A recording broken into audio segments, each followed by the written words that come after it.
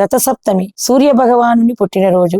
ఈ రోజు మనకు ముఖ్యంగా విశేషమైన రోజు రథసప్తమి గురించి చెప్పుకుందాం. రథసప్తమి అంటే సూర్య భగవాను యొక్క జన్మదినముని అర్థం.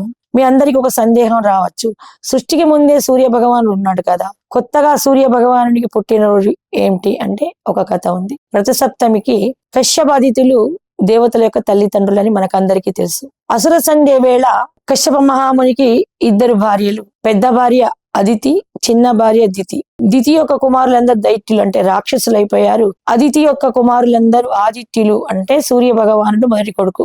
ఆమె అసుర సంధ్య వేళ సంతానాన్ని ఆశించి భర్తతో ఉండడం వల్ల హిరణ్యాక్షుడు హిరణ్యకశ్యపుడు లాంటి అసురులు పుట్టి దేవతలందరినీ హింసించడము, ఘోరమైన తపస్సుతోని బ్రహ్మరుద్రులను మెప్పించి దేవతలందరినీ హింసించడము, సజ్జనులను హింసించడం ద్వారా అదితి వెత చెంది తన కుమారులకు రక్షణ కల్పించగా సాక్షాత్ శ్రీమన్నారాయణ కోసం ఘోరమైన తపస్సు చేసి తనకు పుత్రుడు కలగాలని కోరుకుంటుంది. సవిత్ర మండలం అంటే సూర్య మండలంలో ఉన్న ఆ తేజోరూపమయుడైన శ్రీమన్నారాయణుడు అదితికి ఆదిత్యుడిగా జన్మిస్తాడు. అది ఈ రథసప్తమి రోజు కాబట్టి ఆమెను తల్లిగా స్వీకరించాడు. కాబట్టి ఆ రోజు రథసప్తమికి ఆదిత్యుని యొక్క జన్మదినం అయింది. ఇది రథసప్తమి.